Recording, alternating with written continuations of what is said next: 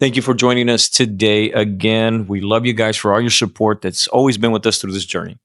Today we have Jay Ferguson. He's got an incredible story. He's a friend of ours. He's going to be a friend of yours too, as well.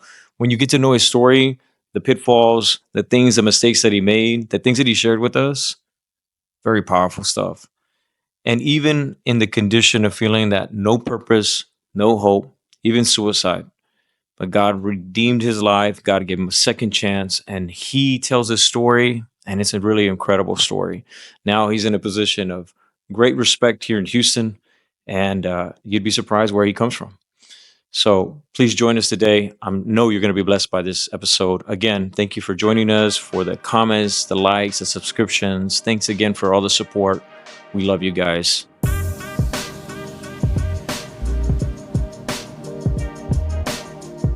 Guys, we want to thank you. Today is a very special day because always it's the Lord's Day. Thank you for joining us here on Grounded HTX. I have a good friend across the table. He's going to share his story. With us today is Jay Ferguson and his beautiful wife, Darlene. And we want to thank you for being here, bro. Thank you for having me. I appreciate it. All right, man. So let's dive into it. Like, who is Jay, man? Jay. Jay is this guy who's just kind of a low-key, kind of calm, cool, collected guy who just kind of enjoys being around friends, family, fellowship with all that. And, just kind of trying to enjoy life. As you get older, you try to, enjoy life a little bit more than when you did when you're a lot younger. And kind of limit the mistakes you make in life, although we know that, grace is given a lot. But you want to kind of just be around people who you really trust and love being around. So I think for me, that's kind of where I am at right now. That's a good place to be, man. Yeah. But it wasn't always like that, was it? It's never been always like that. I think starting off, I mean, I'm a military brat, so I spent a lot of time traveling with my parents. Ended up settling in San Antonio when I was 7. Did a lot of crazy things when I was a youth, but ended up going in the military a couple times. I think the first time I ended up, I was in the Air Force. Kind of went in there. I was there for about 90 days. Ended up leaving the Air Force. I think, I was missing home, kind of homesick kind of thing. Okay. They kind of classified me as failure to adapt. Able to rejoin the military in a couple years after that. I went into the Navy, Army. Ended up kind of dissolving all of that and being done with that and kind of trying to figure out life from that point on. Myself, I did, being that everybody in my family was in the medical field, I thought it was the right thing to do. Started off kind of going to LVN school, pursuing other avenues of nursing to RN, stuff like that. This was post-military life and, enjoyed doing what I was doing, So how long were you in the armed forces? Goodness. Air Force 6 months, 30 days, I'm sorry. Went into Navy, was in the Navy about 4 years, and then I went into the Army for about another couple years. Okay. All right. So they combined. So, and then from there you went into the medical field, correct? Right. I think after a turbulent military career, to say, needed to figure out life, man. I was young and dumb and, just didn't know what I wanted to do in life, it took a long time to figure that out. So, give an ultimatum in life, dad, strict disciplinarian, military guy, gives you an ultimatum, figure your life out or, we're gonna have to find a different avenue for you, right? Yeah.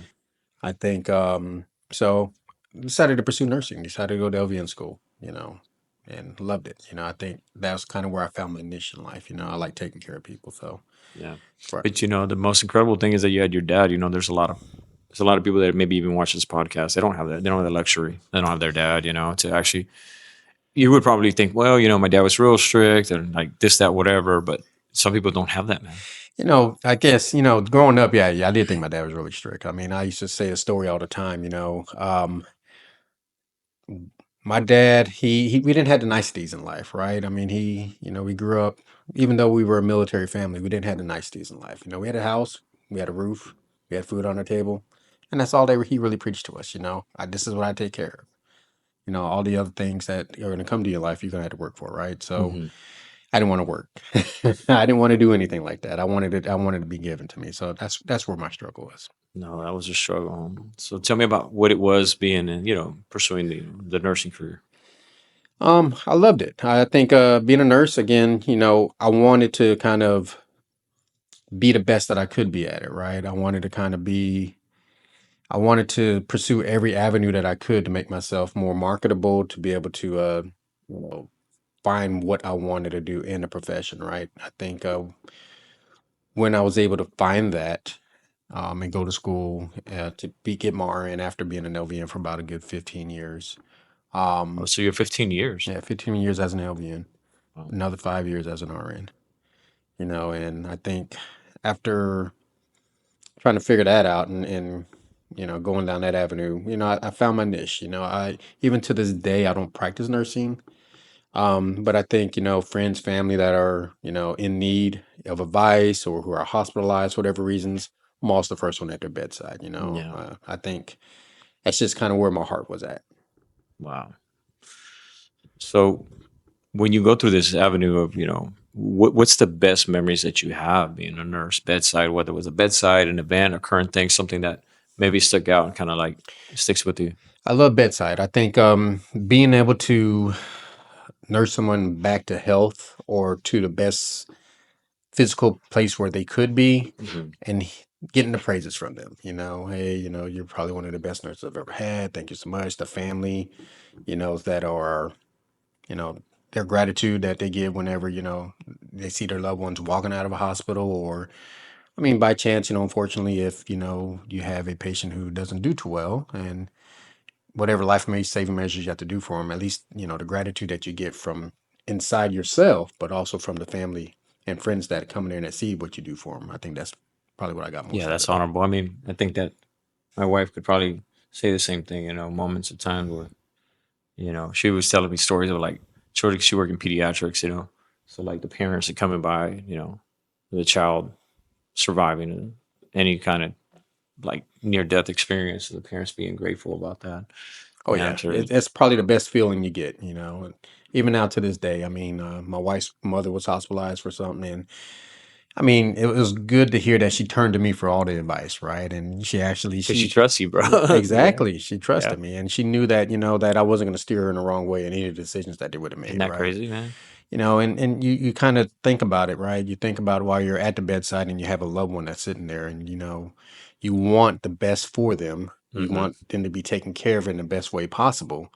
And when you don't see it happen, you feel you got to step in and kind of take control of it, even though, you may not be licensed or you're not practicing nursing at that point in time, but you kind of want to step in and help out as best way you can.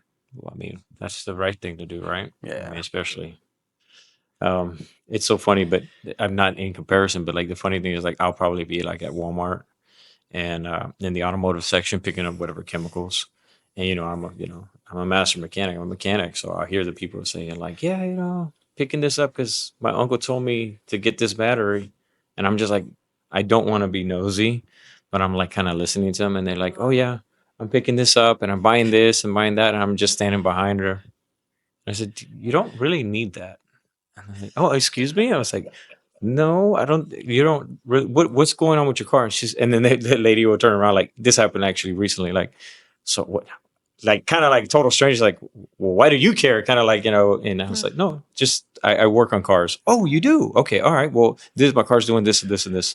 And I said, look, it's very simple. It's going to be this. You're buying too much things. Make sure you get this tested, your alternator tested, et cetera, XYZ. And you don't have to go with that big battery. You can go with this battery. It has enough cold cranking amps and everything. And they're like, oh my God, thank you so much. I was going to pay $300 for a battery, but no, you could buy one for about $120. It does the Exactly. same kind of job. Yeah. Yeah. But I mean, that's It's the by joy of being far able to by help like somebody. Yeah. comparison, right? But you guys are talking about saving people's lives, man. Making people sure that they're healthy. They stick around for their loved ones. Yeah. Yeah. And I think, once that career ended, it really hit me hard, kind of hit me hard, really to the heart. I think, during, life hits you hard in a lot of ways, right? So then, you make decisions in life that, you could make you or break you.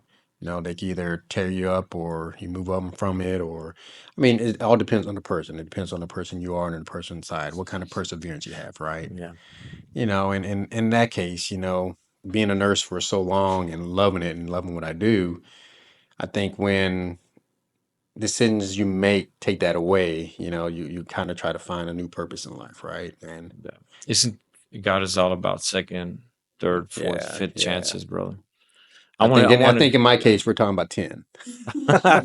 Okay, so you got like 9 lives, like a Oh my cat. gosh, I probably got about 20 lives. Yeah. So let's talk a little bit about that. Whatever you're comfortable with sharing. Now, I know your personal story. I mean, you're a dear friend to our family, um, and I know your story, and it's an incredible story.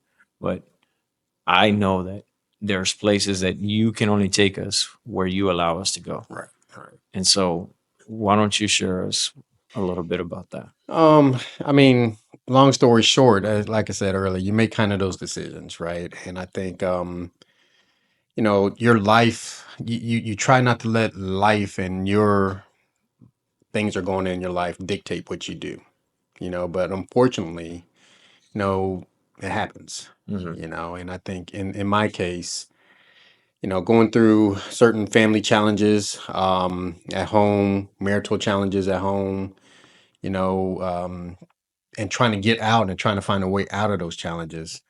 You make these rash decisions, and the rash decision I made was, I mean, I think I hurt somebody in a way I shouldn't have hurt them where I was in charge to take care of them. And long story short, I think being an ICU nurse, had a patient, loved her to death, great woman, great woman. Um, Unfortunately, she ended up passing away shortly after this, but um, I ended up taking one of her prized possessions and using it for my own, you know, I guess selfishness, if you want to call it.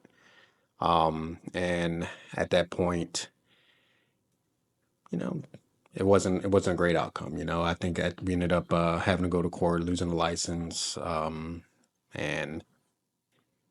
you look back on it and you think about the decision about doing it, and you think about, did I really need to do that? Did I really need that prized possession that this other person had? And did I really, you know, what was it going to do to make or break my life? And it didn't do anything for me except for, kind of sit back and So enjoy when life. this happened, you were in a dark place. I guess you weren't in your right Yeah, mindset. You yeah. were. I think dark place was kind of the understatement of it all, I think. But again, when you're in this place, you really don't think clearly. And those kind of things that, when you look back on it, you think about it. I mean, what were you doing to try to find a way out of these dark places? Mm, What avenues were you using, And I think for me, the avenue I used was just trying to find a way out. When I think if I'd have turned to a different source, a different being, if I'd have, talked to God a little bit more, or because I was very, very much welcome in the church, and really really proud of my faith during that time. I think if I would have prayed a lot more, if I would have done a lot more things differently and seeking that guidance, then I think that decision would never have been made. But during that time, you don't think about that stuff, right? You no. think about getting the quick and easy way of getting out of it. Mhm. And that was the quick, easy way for me. So even the bad decision that you made that came with tremendous consequences, you're saying that you lost your license Yes, to I lost my practice. nursing license. I signed documents for unable to practice nursing in the state of Texas again. Um, Wow. and it was a tremendous blow, right? I think for me at that time, it kind of, not only did it bring shame to myself, I think it brought shame to a lot of my friends and family, right? I think my dad is pretty well, or my family is pretty well, I would say, I won't say known, but pretty plugged into the community, being in the military. They know a lot of people in San Antonio, Texas. And, I think during that time that everything went down, media is crazy, right? Yeah, media. You're savages, man.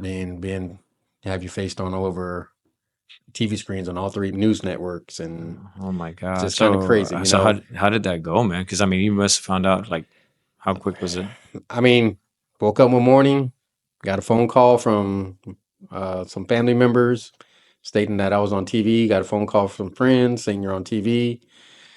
I mean, I think at that point in time I knew what it was, but I didn't want to believe what it was.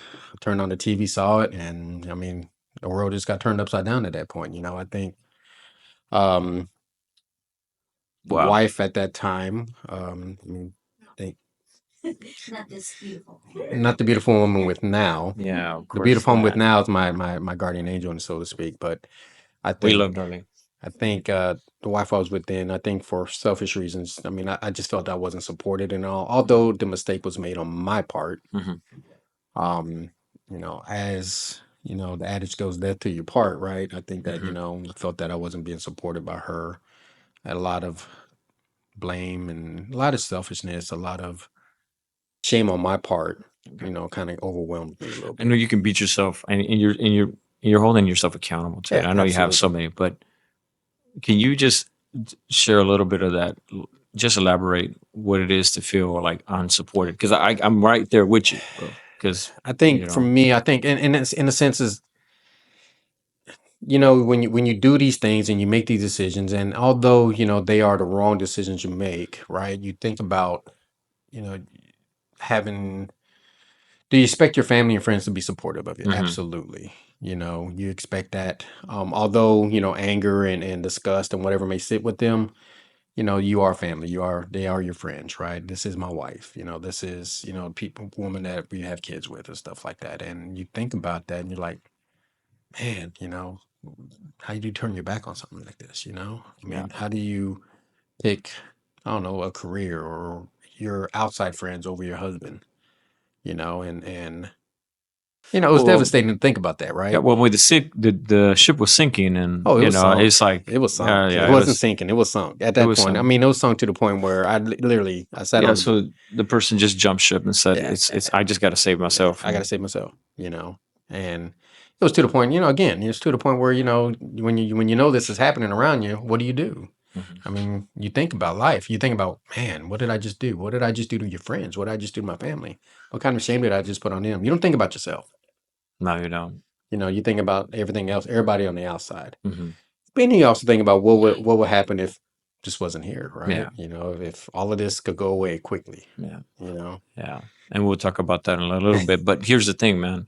Most people, can be high and mighty and think like, "Wow, man, that's crazy." And in the details, we don't have to go into it, but in the details, probably think like, "Well, he deserves that," or the bad person would Absolutely. be judgmental, right?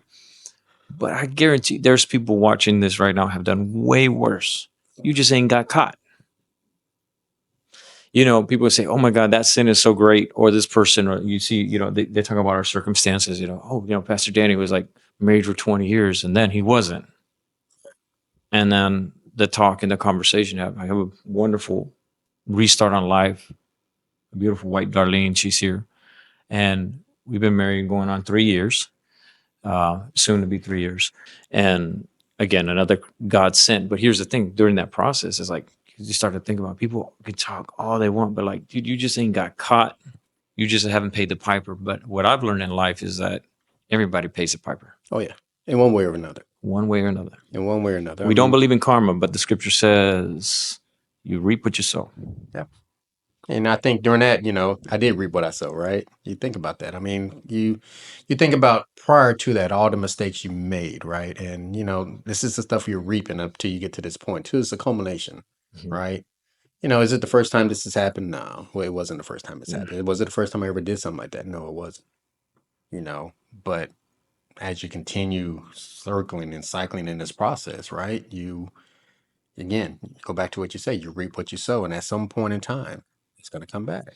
So when that moment when people just kind of just excommunicated you, treated you like a leper because of this shame, what's going through Jay's mind right then and there? What's the best way? What's the best way to ease everybody's pain? Oh man. What's the best way? And when you think about it, the best way to ease everybody's pain was Jay wasn't in the picture, right? So you So, contemplated suicide. oh, well, I was there. I was there that same day. Wow. Yeah, I think contemplated it. Actually, be honest with you, had a loaded gun sitting on my lap. My dad called. I Mm. was really distraught, and he kind of talked me off the ledge. There's more things in life than we'll get through it. You know, Wow. yeah, it was pretty. It was a wild ride. It was really wild. I ended up what I ended up doing was kind of after that time, after speaking with him for probably about a good hour. cocked gun, everything. Talking to her for about an hour. I decided, I needed to fix some things within myself, right? I mean, I had to get through this. I wasn't going to run away from it. I mean, I wasn't going to take the easy way out. I've never been known to take the easy way out. I needed to face it head on and let the cards play as they will, right? Mm. Um, check myself into a place where I could just kind of decompress from it all, get away from all of it. I don't have to look at media. I don't have to talk to anybody about it. To probably to get my head, Mhm. because my head wasn't right during that time. Um, let alone it's probably a blessing in disguise. I think This incident happened how long ago? 2013. 2013. So media was already vicious, and then I mean it's worse now. I mean today, honestly, you're guilty until proven innocent because there's a video or whatever, and all they have to do is edit it, whatever they need to edit or whatever, Oh and you're yeah, guilty oh for yeah, anything. oh yeah. And then they make it seem like, I mean, was it a terrible thing? Absolutely. I Hmm. mean, but at that point in time, they don't know who the person was or the person is. They don't know the circumstances around it. Yeah, they don't know the whole story. They don't know what's going on in the background. They just know what's happened, what's in the forefront, and they kind of exacerbate that, right? And when you exacerbate it over media, it's hard to come back from it. Wow, that's so true, man. So walk us back into that. You get the point, you get the call, you check yourself in. What happens next? I mean, I stayed in a place for I checked myself into a charter real. That's what it was called. It's basically, if you're familiar with that, it's kind of a rehab place or whatever else like that. Mhm. Most people there were rehabilitating from drugs usage, stuff like that. But they had an area for people who had life challenges, who were contemplating suicide or whatever else like that. And I mean, just a series of, talking to counselors and stuff like that, talking to people who have actually are kind of going through the same thing that I was going through at that point in time. Some were good, some were bad. But being able to share that and kind of see other people going through it and what you were going through, and kind of being able to kind of wrap your mind around it, and kind of figure out what your next steps were going to be, The and next step is obviously once you get past that, the whole legal, right? The whole legal endeavor and all that other stuff, right? yeah. Probably. I mean, and the next step for me is just, I mean, again, you had to face it head on. I mean, so court battles went through everything, and at that point in time, I mean, you don't know, what the outcome's going to be, but you don't want to believe what the outcome's going to be. I mean, I think for myself, my whole goal in all of this was, to be able to pay back society, but not pay back society behind bars, right? I didn't think I deserved to be behind bars, and not be able to be. I didn't think I was not going to be I say a good citizen and be able to get back to the community, get back to whatever. Mhm. Um, I knew where my heart was. I mean, I knew what kind of person I was. But I just didn't know how to get there. I didn't know the right steps. I didn't know which way to go, who to talk to.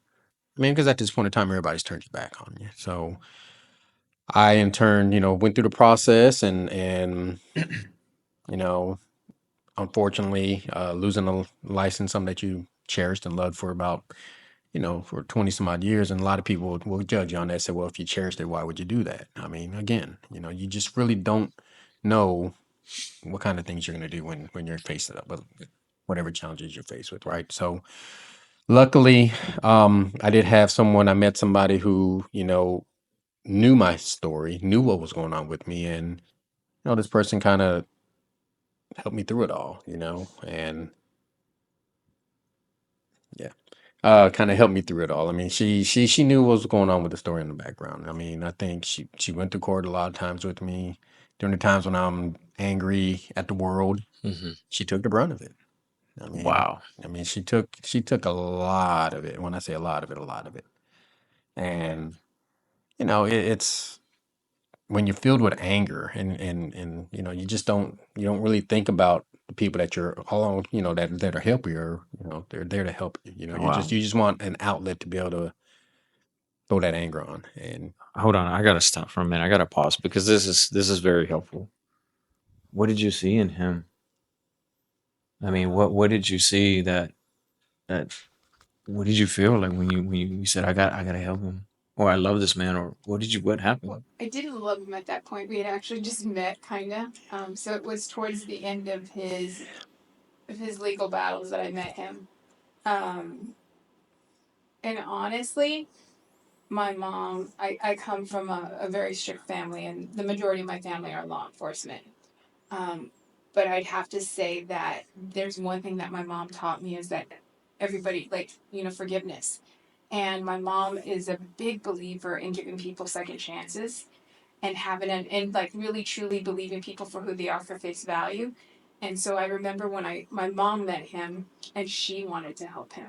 Wow. And she had and she said, I believe in him and everybody's deserving of a second chance, regardless of what you do. And so I think just seeing that, that piece of my mom and me came out, and I was like, you know what, he is deserving of a second chance.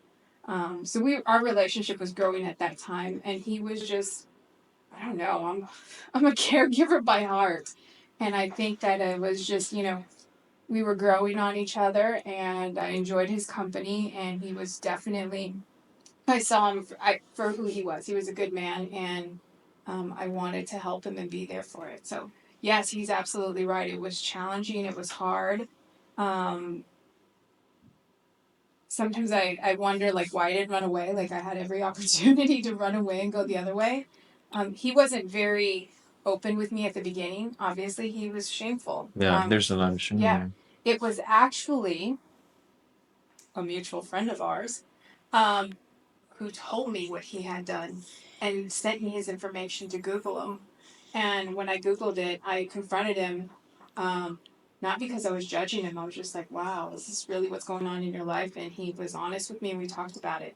And I've never judged him since then. I think that, like you said, people do a lot worse things behind closed doors. They just don't put it out there. And unfortunately, his face got splattered on media and he didn't, he couldn't keep it behind closed doors for whatever reason. So that moment when you saw him and you saw who God sees in him, basically, you saw him through the eyes of a totally different person. It's funny you say that because my faith at the time wasn't that strong. I was married before him too. And I had a bad situation when I was living in Dallas with a church that kind of turned me off and I stopped going to church.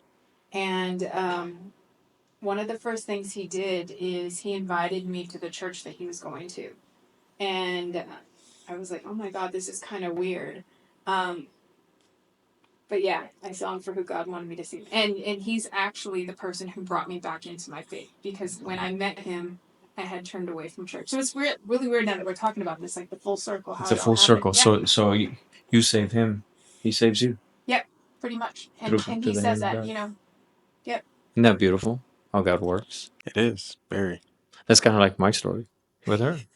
Yeah, I mean, I'm being a pastor in a church and teaching, leading all these congregations, and then walking away from what I had to walk away with shame and taking a several year sabbatical, and then she finds me on my broken road, and she had nothing to do with church. Oh yeah. There's this song out there that I listen to all the time that always brings me to tears, and she knows what it is. Rascal Flats. God bless the broken road. And broken road. I love that song, man. And every time we listen to it, or if I just need just a reminder of something, you know what I mean?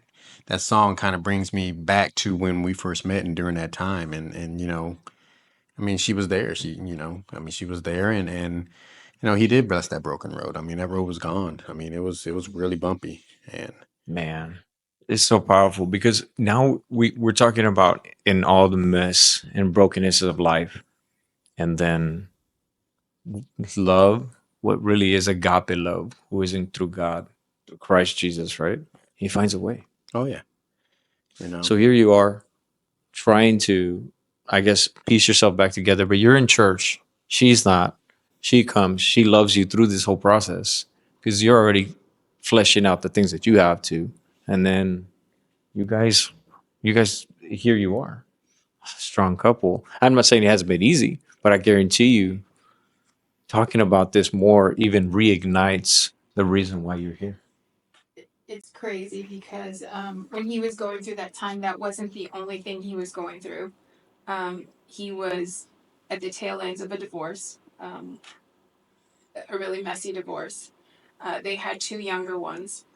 And unfortunately, the mother was using his situation and the children against him. So he was struggling with that. And Imagine. getting closer to me and spending more time with me just infuriated her.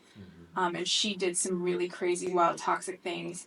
And just I remember telling him one time even when we were together and he wanted to give up, telling him, look, if you can get through this, you can get through anything. And to this day, I'd say probably about 3 years ago, we had another situation where he was just like, I'm so tired of fighting. I'm always fighting. I'm just tired of fighting. I can imagine that. And I feel that. And he said, That's I real. told him, you're one of the strongest people I know. Like, if you could have gotten through that situation, you can get through anything. Absolutely. So looking back, like it's been one battle after another, but I think that's what makes you strong, right? I mean, it's helped us, but just even individually, I tell him all the time, I don't judge him. His story, like he said, he brought shame to his family and friends. But he's human, and I think the biggest thing is that let him share it with his story how he had to take a situation that he loved, like Darlene knows she's a nurse, right? And you would be like, how, like people would say, how stupid are you, like to say you love this? But exactly, like why would you do something? Literally, it was the craziest, smallest thing ever, and lose your whole life over it. That beat him up very hard, and I had to see him go through that. And now he had to find another career. It's like, I'm 40 something years old. What am I going to do? I'm not going to go back to school. What am I going to do? And who's going to hire a felon? We literally had to Google a list of ideas that he could do. But you were with him. Absolutely. At the time he was, we went through that list and we said what made sense. And so we put him in truck driving school. Wow. He's never driven a truck. I've never driven a truck in my life. But he finished school. My man. We just had to figure it out. Yeah, and he did. He did something that he never thought he'd be doing, and look at him now. I mean, he's doing something he loves. We're going to talk about that shortly. Yeah. Yeah. So that's the true story of redemption, man. Now let's. I mean, that's you just going above and beyond, trying to find a way. Yeah. She didn't give up on you, bro. No, she didn't. And even through our own personal marital challenge, she still didn't give up, And I think, you continue to fight these demons, right? You continue to fight these battles within yourself, right? Things you're used to doing, I just you continually fight these, even when you're married or you found something else. You just don't know what to appreciate, right? Until you lose it, right? Yeah. And so you lose everything. You did. You're a testament that you lost everything. Yeah. And then you started slowly together rebuilding. Well, you're rebuilding, and then she's joining along with you along the journey, and she's actually helping build. And like brick and mortar, right? She's handing the bricks, and you're stacking them where they be. And sometimes you're the one that got tired, and she's stacking bricks and trying to align things the way you are. Then it leads you to where you are now, man. Let's talk about where you are now. So I think after we left San Antonio, I think the whole adage I didn't want to leave San Antonio. That's my home, right? She drugged me by my toenails and said, "We're moving. We need to get you away from all of this." And that's a good thing, though. She meant well. I left fighting and kicking, but we did it anyway. And we came here to Houston. This is our second stint in Houston. We came here to Houston, and still trying to figure things out. I just didn't know. But I knew I had to do something because at this point in time, she's supporting everything, right? Everything's falling on her, and I just didn't want everything to fall on her. So I need to figure something out, even if it was, truck driving school wasn't it for me. I'm not a truck driver. I mean, nothing against truck drivers, but it just wasn't me. I just leave your hate on the comments. Whatever comments you want to make. Whatever comments you want to bring, truck drivers. Truck drivers are a different beast, right? They're a different beast. Different breed. We had an interview here in Houston, I remember, with Coca-Cola. Right. And it was the first time that they did a background check after the incident. Yeah. And that created a cycle, and probably up until the last 5 years, 5-7 years, yeah. That the anxiety he gets over a new job in the background and having to Explain yeah. the situation, and having people look at your background and judge your background. And the F word is big, man. It's big. When people see that F word, they're Which one? felon. Yes, We just voted a felon for president.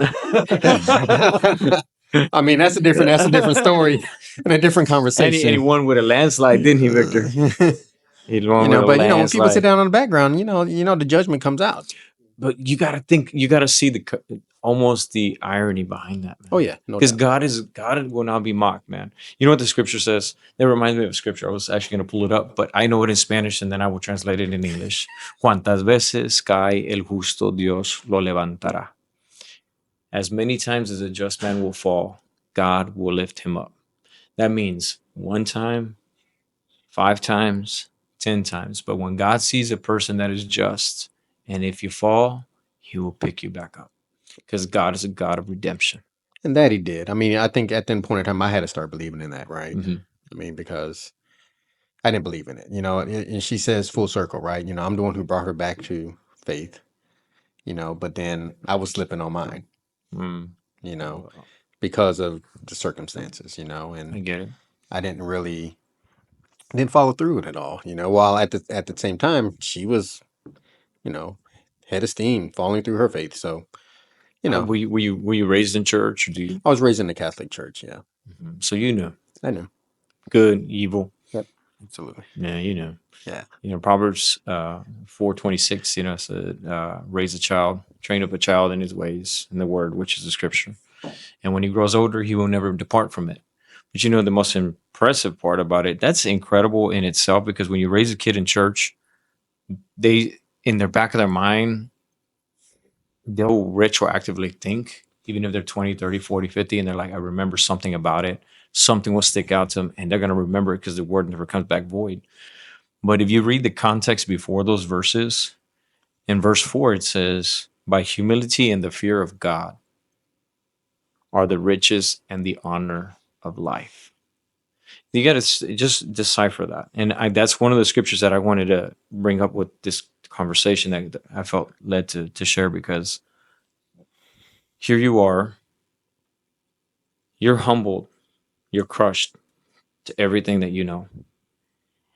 And God sees that you had the fear. You know what the fear of the Lord is? What? Wisdom. Mm-hmm.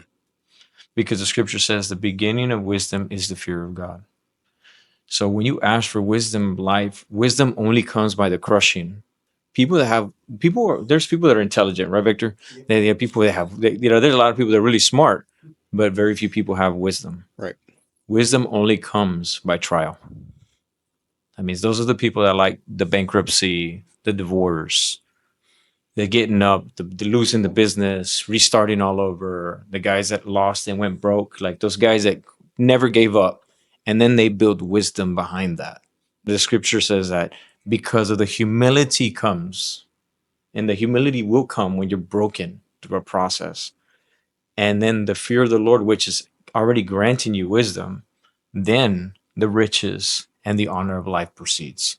So now you started seeing the riches of what God is doing in your life and in your marriage, and now in your career. Right. And it's really cool that the scripture is so powerful, man.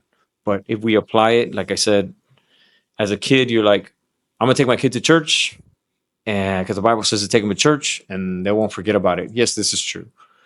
But then the child grows up to be an adult, and he's gonna make some choices. She's gonna make some choices that are gonna be detrimental for survival, extremely offset. And then God's like, well, if you can pass through this humility, being humble through the process, and if you still fear me, which is, I'll grant you the wisdom through it. And then the riches and the honor of life comes with it. So I think most people should be, like, including myself, we're embarrassed of my past. But God says that's kind of like a badge of honor. Kind of how I wear it now. I kind of wear. Yeah. I think when we talk about up until like she said about 5 years ago, right? Background checks were. I just didn't want to do. I didn't want to leave a job because fear of that. But nowadays, you get to a point where you know what, as you say, the humility and all the stuff comes to forefront, right? Mm-hmm.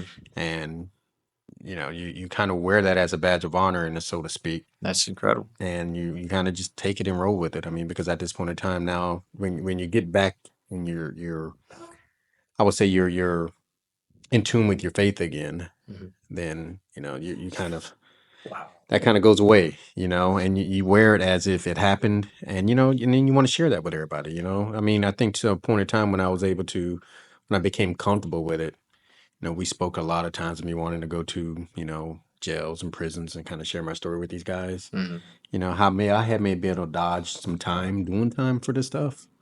There's people that are incarcerated that watch our program. Oh, that's awesome. That's Like, awesome. so yes, that granted, the Lord's going to allow that for them to hear this. And you just kind of, don't let it be your defining person. Don't let it define who you are and what you do. Don't let your decisions define you. Find that silver lining and kind of, get true with your faith. Wow. And then once you are true with that and you're comfortable with yourself, then and what's going on, then everybody else will be comfortable with it because they won't see that in you no more. Wow. So where's Jay now, man? I'm enjoying life. I was able to build a second career with the help of my wife over there, kind of the guidance that she's given me in a lot of it, and She's a manager. Huh? She's like the manager of the home. Oh yeah, she is the home. She's the manager. She is the home. I don't want to. I don't want to let her know that, but yeah, she is. Okay. Now it's on record. So now that's on record. But All right, bro. But yeah, she is.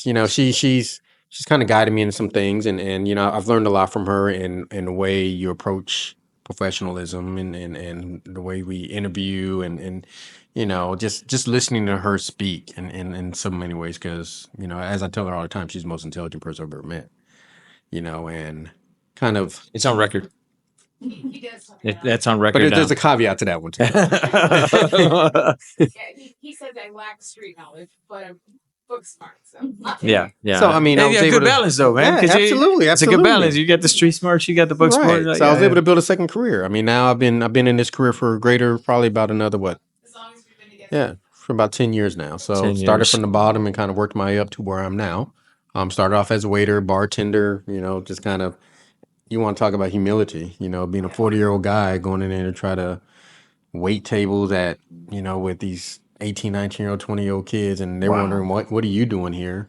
You're talking about a humbling experience, right? I can imagine. But again, learning to Hold on one second.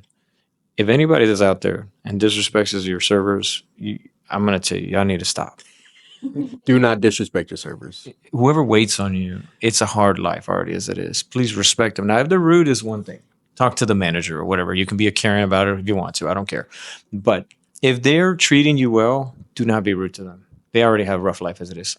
Okay, that was just a side note. Absolutely, go ahead. absolutely. Take care of your servers, right? And then go ahead. I mean, and again, working their way up, right? Working their way up, to where I am now. I'm in a director role in sports and entertainment. I'm 10 years to do it, but I'm there and I'm feeling proud about it. Man, you're a director role in where you are. Yeah. And that's so powerful, man, because if they knew. I think they do know. I think, again, this is a reputable company pulling a background check. So, I mean, they know what's on the background, but I think having to build that up, But they know Jay. Exactly. They know who you is. They know your work ethic. They know your integrity behind it. That's why you are where you are. That's why you promote by the favor of God. Absolutely. The funny thing is I can remember the day he applied for the job, and we were in Puerto Rico on vacation. Yep. And he could not enjoy himself because he was waiting for the background check to be pulled and for the job to be rescinded. He was literally, and we were in Arecibo, I remember, and the call came in, and he didn't want to take it. We pulled over on the side of the road. We said a prayer, and he got out of the car because he didn't want me to hear it. And he spoke to her, and the vacation changed. We enjoyed ourselves. They didn't ask for him for an explanation where it's happened in the past. He's had a situation, or he's had lots of situations where they asked for an explanation. He's had offers rescinded. Coca-Cola rescinded on him. He honestly, I think when we first moved here to Houston, maybe almost a year where he couldn't get a job. And he didn't feel like a man. And he said, I know that you can handle the bills on your own, but I'm not contributing and I don't feel good. Mm-hmm. And so I don't know what you can do then. And so he applied for a position as a waiter. He got it. He hated it every day. He talked about, he got me back in my faith. I was full steam ahead at Lakewood at the time. And I think he was just got that anger again. Yeah. And he stopped going with me. Mm-hmm. And I remember I would go to prayer and say, my husband won't come to church with me now. And they're like, give him time. He'll come back. He'll come back. And he was just angry. I mean, when he started waiting tables, he was not a happy camper. Mm-hmm. He talks about that humility. He used to come home and be like, Darlene, I'm working with 18, 19-year-olds. I'm old enough to this is ridiculous. And just, he was angry. Yeah. But he was angry with himself. Mm-hmm. Mm-hmm. Wow. I mean, well, the truth is you stuck it through, but at that place, had you known where you would be now, you couldn't imagine where you are now in a director position where you got over 100 people under you. Right. But the consistency, the persistence of sticking through, and then on top of that, the loyalty to the craft that God gave you. I think for me, I knew where I always wanted to be. I knew that if I was going to stay in this industry, I knew where I wanted to be and what I wanted to do. I think I just didn't know how to get there. Mm. And it didn't really start clicking and flying, and the green light didn't come on until I really, like she said, until I really started getting back and stopped being angry, and and focusing on getting there. I mean, I have to say it though, because I mean, people were probably thinking like we're kind of speaking in code and things like that. But I mean, you wear the shirt proudly. Yeah, I do. Even though I'm a San Antonio guy, go Spurs. But did you go. work for the Spurs as well? I did. You work for the Spurs? I did. Ah, so sad. So now you work for the Houston Rockets. Now I work for the Houston Rockets. Yes. Great team, man. It's again, it's I complain about the job as everybody else does, but at the end of the day, I'm blessed to have it. And I think having that and knowing where it came from and how I got to get there, the process, man. It's it's a humbling experience, man. You think about that and it refocus you on what where you are. Yeah, man. So I got a question. So who is Jesus to Jay? Oh my God, Jesus is everything. I mean, he's that, when you think about it, he's that parent who you really don't like because they tell you, no, you can't do this, or they you can't have that, or they're disciplining you for this, and you just want to know why. You ask yourself, why can't I have this, mom? Why can't I have this, dad? Why can't I do this? Why are you doing this to me? Those are all the questions I had. Why are you doing this? If you are my savior, why am I going through this? Why are you putting me through this? And it wasn't Jesus that was putting me through it. It was my lack of faith that was putting me through it. And I think, when you circle back and you look at that and you say, you look at those questions and you're able to answer those questions after you kind of find yourself back with Jesus again. So I mean, he's everything. I mean, he's that guy. He's helped me through a lot. He's shown me a lot of things that that could have been taken away, that weren't taken away. He's brought faith into a lot of situations where he's kind of opened your eyes on some things, and I say that, open your eyes, and that everybody tends to move away from it every now and then, right? We're all human. We slip, we sin. You don't really pray as much as you used to, as you should sometimes. You really don't stop and look at the signs that he's giving you all the time. And then you tend to stray, right? And you tend to go back to the ways that, you kind of were used to, and when you refocus and you think about that and you think about how your life was when you were in tune with your faith in comparison to when, you're just really not caring or you're really not praying, um, it's a very, very big difference in that. Yeah. John, the book of John says, Jesus himself says, "For you didn't choose me, I chose you." He tells his disciples that. I love that scripture. I always bring it up because that really puts in essence my purpose, your purpose. Who am I? Why? I mean, I remember like we talked about it all the time. We bring it up all the time. There's always the day that you were born, and then the day you realize why you were born. The two most important days, right? And when you find Christ and you find purpose, which is he handpicks you, he handpicked everybody that's watching this. No matter where you are in life, he picks you. And he says, I still have purpose for you. You still have significance and there's work to be done. You're the walking testimony of that, man. Well, funny you say that. I mean, because when you think about that, right? Just like this time last year, you go through certain things, and me having that heart attack in October, major heart attack in October. Let's talk about that. And you think about that, right? And you think about, while you're going through this, you're like, man, I mean, here I am, I'm thinking I'm about to die. This is what's going on, and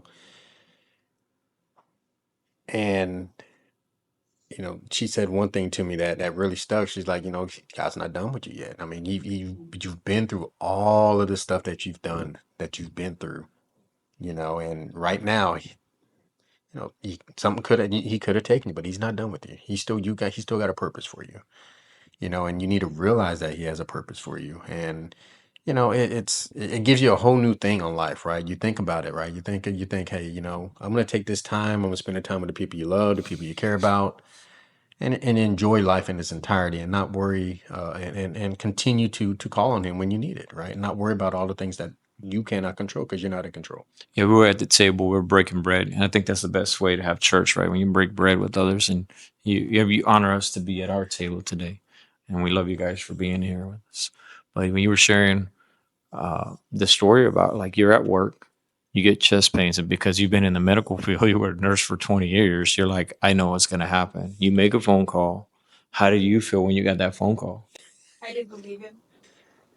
He called me. I was on a call for work. I was in a Teams meeting, and I was heading to the gym. And I had kind of known something was up because Jay, first of all, he doesn't take medication, right? He's pretty like, I mean, you look at him, you're like, come on, the guy almost Yeah, he's fit. Yeah, come on, he looks like he's fit. And so I look like I'm fit, or I am fit. We'll say look. A couple days prior to that happening, I noticed him checking his blood pressure and stuff. And so to me, that was a flag. Like, okay, he never does that. And for him to even know, but when he called me and he says, hey, I need you to come get me and take me to the hospital. I think I'm having a heart attack. And I was like, no, seriously, like I'm on my way to the gym. Are you sure? It sounds rude now, but I was like, are you sure? Like, I just did not believe it. Then I said, okay, I'm on my way. And then I remember, this is how crazy it is. I remember, like, I was on a Teams call for work, and I texted him and said, hey, can you find a hospital? Like, we're new here. I don't know any hospitals. Can you find a hospital and figure out, like, where we're going to go? Like, can you research that? In the middle of your heart attack. In the middle of your heart attack. Yes, in the middle of your heart attack. Can you find a hospital for us to go to? So that's my wife. I turned around, and I'm on my Teams call. And I put my Teams call on mute, and I called from my other phone, and I'm like, hey, because I had been texting him, and he wasn't responding anymore. And I called him, and he was like out of breath, and I was like, oh my God, he really is having one. I was like, don't wait for me, call 911. But he couldn't. And thankfully, there was somebody there who did. And I think I was in shock. When I arrived to the facility, I was just in complete shock. And I don't know medical anything, right? Like, I don't even know what a blood pressure is, really, to be honest with you. So I rely on him for all that stuff. But taking that thing on the paper where it's showing all the lines, and he looks at it and he sees the fear in my eyes, so he does not tell me what's going on. He just looks at me, and everybody's reading it, and I have a really good friend of mine who's a doctor, so I'm screenshotting it and sending it to her, and she's like, I kept hearing the word STEMI too, so I had no idea what that was. I don't know, we get in the ambulance, we get to the hospital, and they have everybody waiting for us right there. So I thought, oh, this is kind of cool, like VIP experience, like, oh, we get in the club. VIP in the emergency room. Yeah, the VIP. Because there was a experience. long line of ambulances Oh man, there. you had to get in quick, man. Oh yeah. We did. We got in, and I remember they took him straight into the ER, and they bring me out, and they're like talking to me, and they're telling me, okay, here's a band. This is how you're gonna find your husband. We don't have time to get his information. I'm like, no, I know his information. We can do this right now. And they're like, no, ma'am, we don't have time to do this. You're straight to surgery, bro. Yeah, he went straight to surgery.